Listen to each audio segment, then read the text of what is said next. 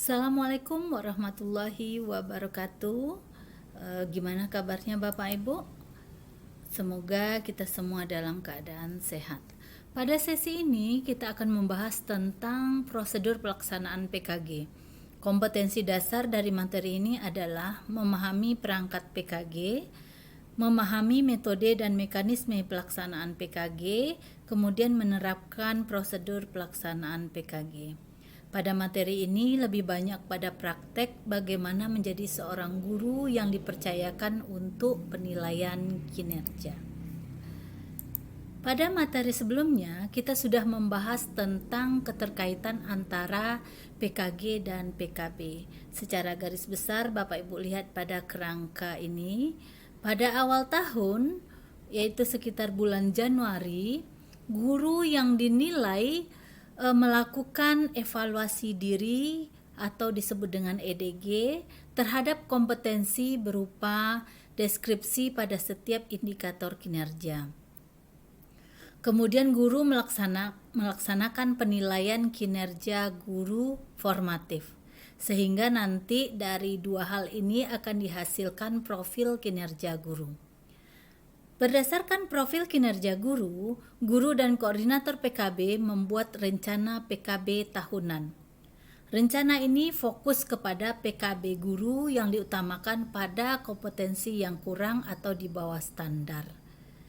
Setelah perencanaan PKB-nya diterima, maka guru akan melaksanakan PKB rentang waktu kira-kira kurang lebih 8 bulan sebelum akhir tahun atau sebelum penilaian kinerja sumatif. Di bulan Oktober, guru melaksanakan PKG dan dikonversi menjadi angka kredit.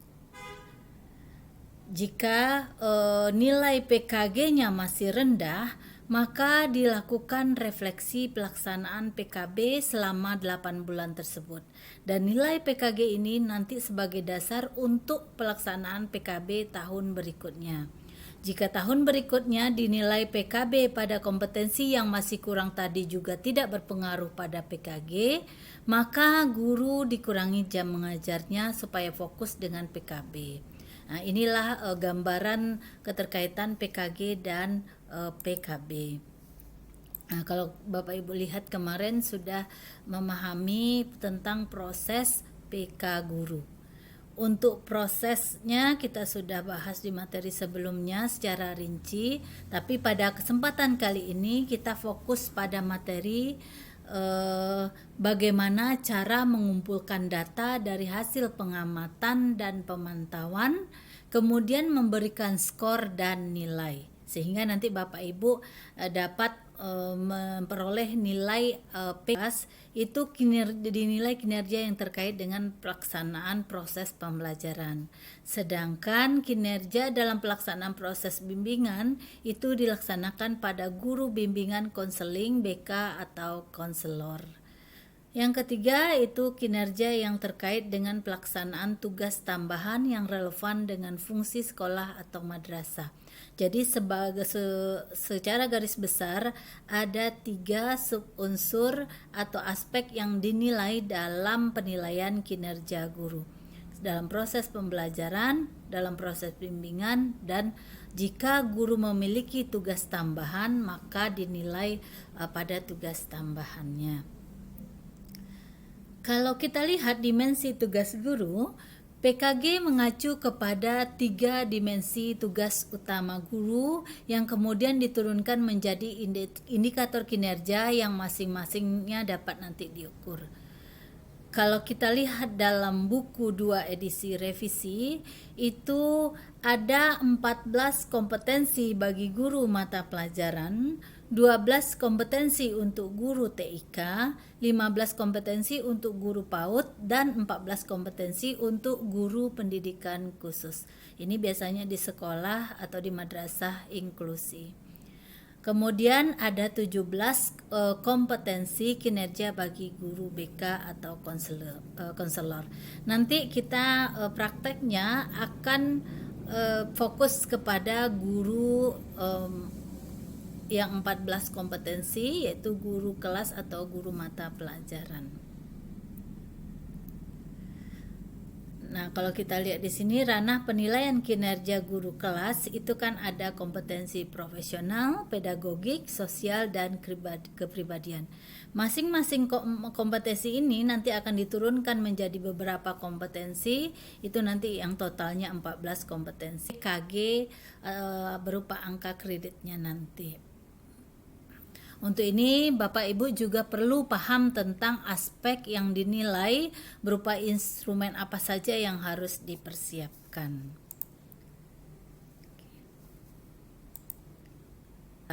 Guru mata pelajaran atau guru kelas. Kita lihat satu-satu. Kompetensi pedagogik tadi diuraikan 7 ya, diuraikan 7. Ini nanti bisa Bapak Ibu lihat di lampiran atau instrumen penilaian kinerja guru. Kemudian kompetensi kepribadian ada 3, kemudian kompetensi sosial ada 2, kemudian kompetensi profesional ada 2. Jadi jumlahnya untuk guru kelas atau guru mata pelajaran ada 14 kompetensi. Oke. Tadi kita lihat ada tugas tambahan. Tugas tambahan ini ada di bagi atas 2. Yang pertama tugas tambahan yang mengurangi jam mengajar dan tugas tambahan yang tidak mengurangi jam mengajar. Untuk komponen yang guru tugas tambahan mengurangi jam mengajar itu dulunya ada kepala sekolah, wakil kepala sekolah, dan kepala labor. Untuk kepala sekolah itu sekarang kan sudah disesuaikan dengan peraturan baru. Kepala sekolah bisa melaksanakan proses pembelajaran atau hanya sebagai manajerial. Yang berikutnya adalah kepala perpustakaan, kemudian kepala program keahlian. Ini merupakan tugas tambahan yang mengurangi jam mengajar. PKG terkait pelaksanaan tugas tambahan, ketentuan penilaiannya. Tugas tambahan yang mengurangi jam mengajar tatap muka dinilai dengan menggunakan instrumen khusus. Jadi ada instrumen khususnya. Misalnya sebagai kepala labor, sebagai kepala perpustakaan, kemudian waka, itu penilaian kinerja untuk tugas tambahannya itu menggunakan instrumen khusus yang dirancang berdasarkan kompetensi dan subkompetensi yang dipersyaratkan untuk melaksanakan tugas tambahan tersebut. Jika tugas tambahan tadi tidak mengurangi jam mengajar guru, maka dihargai langsung sebagai perolehan angka kredit.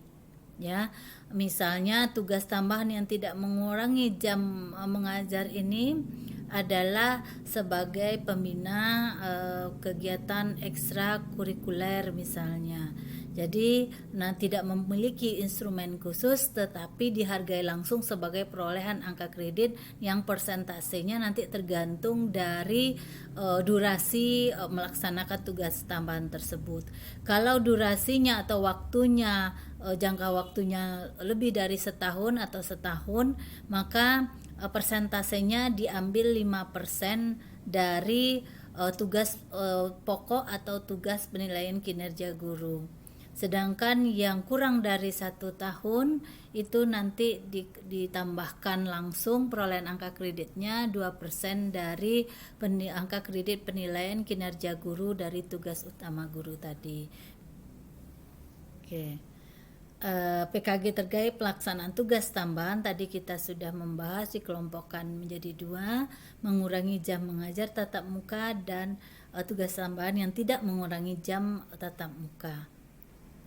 Perangkat penilaian dalam penilaian kinerja guru ini ada 3. Bapak Ibu harus memahami yang 3 ini. Yang pertama pedoman penilaian kinerja guru di buku 2, kemudian format evaluasi diri, yang ketiga format penilaian kinerja. Format penilaian kinerja ini baik untuk guru kelas, mata pelajaran, guru BK, kemudian guru TIK, guru PAUD, guru pembimbingan khusus, dan tugas tambahan nanti ada 4 formatnya. Yang pertama, lembar pernyataan kompetensi, indikator dan cara menilai. Yang kedua, format laporan dan evaluasi berkompetensi. Kemudian format rekap nilai indikator kinerja guru, dan yang keempat, format penghitungan angka kinerja guru yang berupa nantinya adalah angka kredit. Ini merupakan contoh lembar pernyataan kompetensi, indikator dan cara menilai, atau ini namanya lampiran 1A. Di sini akan berisi tentang kompetensi, pernyataan kompetensi, kemudian indikator, kemudian proses penilaian. Proses penilaian bisa sebelum pengamatan, selama pengamatan, setelah pengamatan, dan pemantauan. Di dalam proses penilaian ini sudah terdeskripsi atau sudah ditentukan langkah-langkah apa saja yang akan Bapak Ibu lakukan sewaktu menilai kinerja guru, baik itu sebelum, selama, setelah, dan pemantauan. Kemudian hasil dari fakta atau data yang Bapak Ibu catat atau yang Bapak Ibu amati dalam proses pembelajaran itu sebelum, selama, dan setelah atau pengamatan nanti akan dicatat di laporan dan evaluasi berkompetensi atau lampiran 1B. Jadi sebelum pengamatan misalnya tanggalnya kapan, dokumen apa yang diperiksa, kemudian catatan atau tanggapan terhadap dokumen atau wawancara atau pertanyaan yang Bapak Ibu lakukan pada guru yang dinilai. Kemudian tindak lanjut. Kemudian selama pengamatan juga ditulis di sini catatannya apa saja aktivitas guru dan peserta didik selama pembelajaran. Kemudian setelah pengamatan juga dicatat di sini di lampiran namanya lampiran 1B. Setelah catatan Bapak Ibu dimasukkan kepada lembaran evaluasi tadi, catatan berupa fakta data tadi, nanti ini sebagai dasar untuk men-skor atau untuk menentukan skor 0, 1, atau 2. Jika nanti tidak ada bukti berdasarkan catatan yang sebelum ini, ya yang Bapak Ibu catat di sini, jika tidak ada bukti, nanti Bapak Ibu bisa men-skor 0. Kalau ada bukti 1, 2, dan 3, Bapak Ibu pilih skornya 1. Jadi sebagian terpenuhi. Kalau lebih dari 3, nanti Bapak Ibu men-skor 2. Ya, jadi penskorannya itu berdasarkan jumlah data atau fakta yang Bapak Ibu catat di lembar evaluasi sebelumnya. Kemudian ada pentotalan skor, kemudian skor maksimum, kemudian persentasenya, kemudian nilai. Nanti kalau sudah Bapak Ibu masukkan angka-angkanya ke sini, nanti akan muncul nilainya. Kalau nilainya nanti 75%, berarti nanti dia termasuk angka nilainya 3. Berarti Bapak Ibu tuliskan 3 di sini nantinya.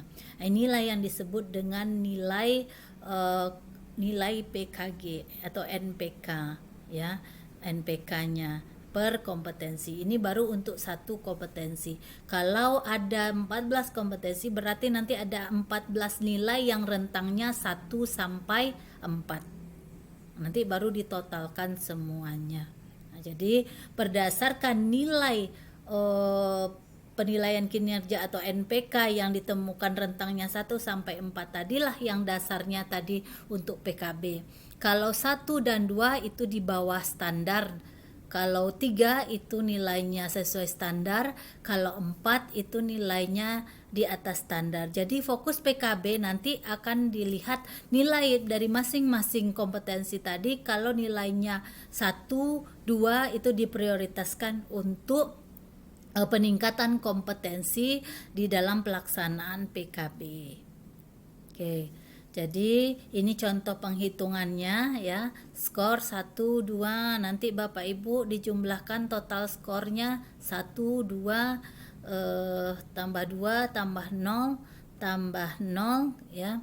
Jadi misalnya nilainya 7 di sini, kalau nilainya 7 berarti nanti 7 per 12 kali 100 nilainya 58, berarti 58% itu berada pada nilai 3. Kalau nilai 3 berarti kompetensi ini kompetensi 1 ini adalah sesuai standar, ya.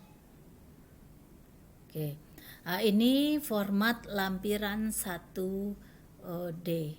Kalau buku 2 setelah revisi, nanti untuk jumlah NPK-nya, NPK guru ini nanti ada persentasenya.